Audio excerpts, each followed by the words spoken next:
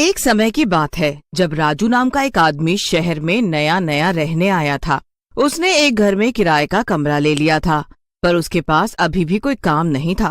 वो काफी दिनों से कोई नौकरी ढूंढ रहा था, पर उसे कहीं भी कोई काम पर नहीं रख रहा था। उसे समझ नहीं आ रहा था कि आखिर वो करे तो क्या करे। उसे कुछ दिन सोचने में ही निकल जाते हैं। उसके लाए पैसे भी धीरे धीरे खत्म होने लगते हैं। अब तो मेरे पास थोड़े से ही पैसे बचे, कोई भी काम नहीं मिल रहा है। हे भगवान, अब आप ही मेरी कुछ मदद करो।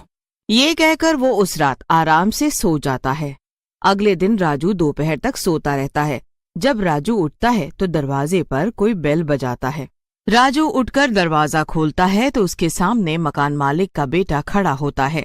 अरे मोहित, इस वक्त तुम यहाँ क्या कर रहे हो? अंकल, आज मेरा जन्मदिन है तो मैं आपके लिए कुछ खाने के लिए लेकर आया हूँ। अरे जन्मदिन बहुत बहुत मुबारक हो तुमको। थैंक यू अंकल, चलो मैं चलता हूँ। राजू खाने की थैली खोलता है तो उसमें पेस्ट्री और चाउमीन होती है। राजू वैसे ही बड़ा भूखा होता है।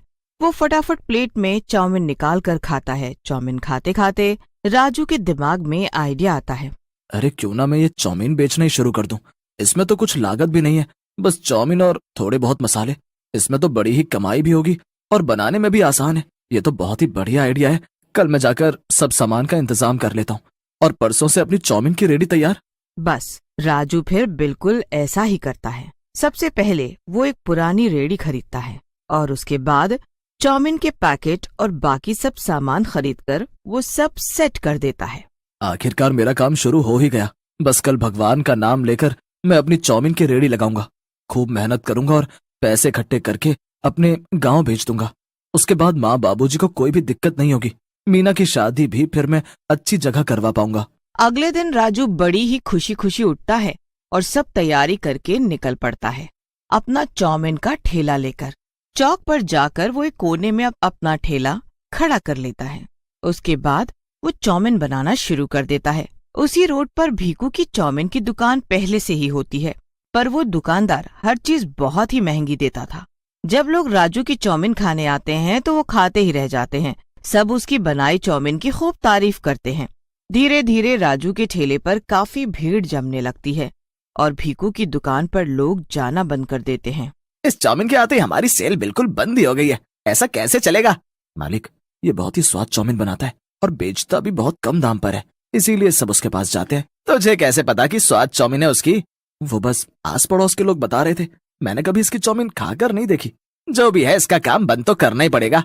भीकू एक दिन राजू के पास जाता है। वो उससे ठेला हटाने की बात करता है। देखिए, ठेला जल्द से जल्द यहाँ से हटा ले, समझा? अरे भैया, आप मुझे धमकी नहीं दे सकते। धमकी तो मैंने दे दी। अब देख ले, अगर अपनी सलामती चाहता है तो ये ठेला कल से यहाँ नहीं लगना चाहिए। इतना कहकर भीकू वहाँ से चला जाता है और राजू टेंशन में आ जाता है। अभी तो मेरा काम जमा था और अभी से ये सब दिक्कत आनी शुरू हो गई। अरे भैया, कुछ ना कर पाएगा ये। आप अपना ठेला आराम से लगाओ। ऐसे लोग आपको डराएंगे क्योंकि उनकी दुकान बंद पड़ गई है, पर अगर आप डर जाओगे तो कोई भी काम नहीं कर पाओगे। हिम्मत से काम लो और कल भी अपना ठेला ऐसी जगह लगाना। उस लड़के की बात राजू को सही लगती है। वो अगले दिन बिना डरे उसी जगह अपना ठेला लगाता है। ये देख भीकू को बहुत गुस्सा आता है।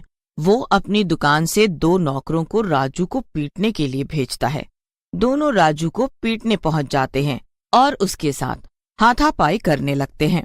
राजू को पीटते देख कुछ लोग उसे बचाने आ जाते हैं। उस दिन भीकू बच जाता है, पर अब भीकू कुछ नई तरकीब निकालता है। वो पुलिस वाले को कुछ पैसे देता है और उनसे राजू का ठेला हटवाने को बोलता है। एक पुलिस वाला राजू के ठेले के पास पहुंच जाता है और उसे गुस्से से बोलता है। हाँ भाई, बहुत हिम्मत आ गई है तुझमें। किससे परमिशन लिया तूने यहाँ ठेला लगाने की? लाइसेंस कहाँ तेरा? Permission, licence? अब मेरे पास इनमें से कुछ भी नहीं है सर। ऐसा तो फिर चल अभी थाने। हवलदार, रेस के रेडी उठाकर फेंको यहाँ से। नहीं साहब, ऐसा मत करो, ये मेरी रोजी रोटी है। मुझे गांव पैसे भेजने हैं, बहन की शादी है। अरे बहुत सुनी मैंने, ऐसे कहा नहीं। यहाँ चल रहे, थाने बंद कर इसे। पुलिस वाले राजू को थाने में ले जाकर खूब पिटाई करते हैं। पूरी रात पिटने के बाद वो अगले दिन उसे छोड़ देते हैं।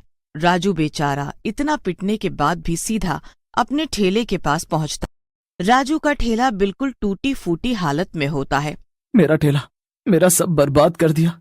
क्या गलती थी मेरी? ऐसे तो हम गरीब लोग कभी भी काम नहीं कर सकते। राजू रो रहा होता है कि तभी उसकी नजर भीकू पर जाती है, जो बड़ा खुश दिख रहा होता है। राजू समझ जाता है कि ये सब भीखू का ही किया धरा है। मैं सब समझ गया हूँ कि ये सब तुमने ही किया है। आज तुम मुझ पर हंस रहे हो ना, भगवान सब देख रहा है। हाँ तो देखने दे भगवान को भी, हमने कौन सा उन्हें रोका है। राजू रोता हुआ घर चला जाता है और घर जाकर उसके सर में बहुत दर्द होने लगता है।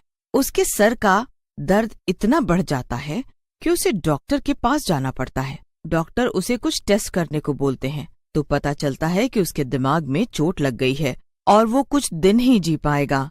राजू बहुत रोता है। राजू बेचारा अब काम नहीं कर पाता। उसकी बहन की शादी तय हो चुकी होती है। उसे हर हाल में गांव में पैसे भेजने होते हैं। राजू अपनी चोट की बात भी घर नहीं बता सकता था और वो बेचारा अकेले ही घुटता रहता है।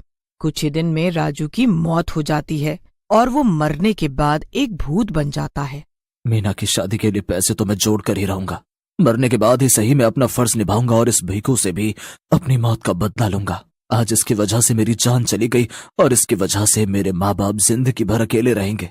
उनका बस मैं ही एक सहारा था जो कि इस भीखू की वजह से छिन गया।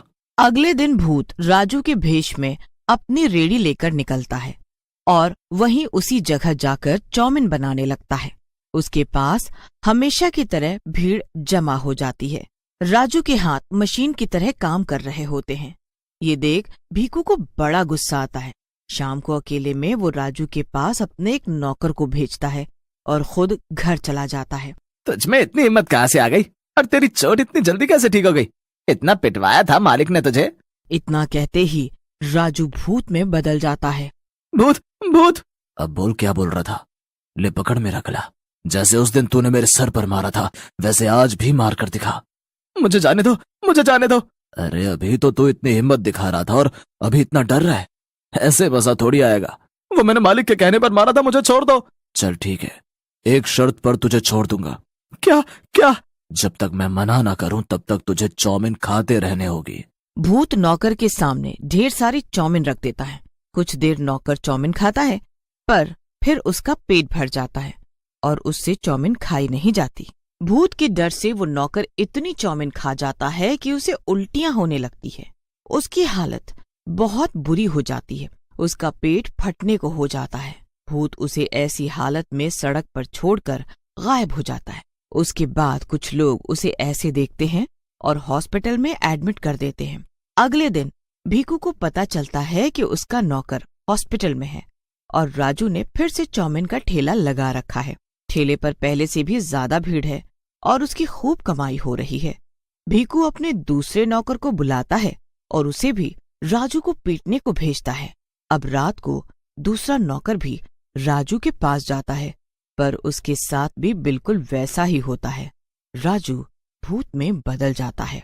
अच्छा तो अब तू आया है मुझे मारने, पर मरे हुए को तू दोबारा कैसे मारेगा? तुम लोगों के कारण मैं पहले ही मर चुका हूँ। अब तो तुम सबकी बारी है मरने की। नहीं नहीं, मुझे जाने दो, मुझे जाने दो। मैंने कुछ नहीं किया, मुझे छोड़ दो प्लीज। ठीक है पर मेरी एक शर्त है। भूत दूसरे नौकर को भी ऐसे ही चौमिन पर चौमिन खिला देता है कि उसकी भी हालत हॉस्पिटल जाने वाली हो जाती है। अब भीखू दुकान में अकेला रह जाता है। उसे समझ ही नहीं आता कि आखिर दोनों नौकर हॉस्पिटल कैसे पहुंच गए। वो दोनों से मिलने हॉस्पिटल जाता है और वहां उसके नौकर उसे पूरी कहानी बताते हैं। ये सुनकर भीखू की हालत खराब हो जाती है। भीखू बहुत डर जाता है। वो डरते हुए अपनी दुकान पर जाता है। दूर से वो राजू को चौमिन बनाते देखता है। कौन कह सकता है कि आदमी एक भूत है? कैसे हम लोगों की तरह चौमिन बनाकर बेच रहा है? खैर अब मुझे अपने बारे में सोचना है। मुझे जल्द से जल्द दुकान यहाँ से बेचनी होगी। कुछ ही दिन में भीखू अपनी दुकान बेचकर वहां से हमेशा के लिए चला जाता है। उसके बाद भूतिया चौमिन वाला अपनी चौमिन आराम से बेचता है और समय पर अपने घर पैसे भी भेजता रहता है। उसकी बहन की शादी भी बड़े धूमधाम से हो जाती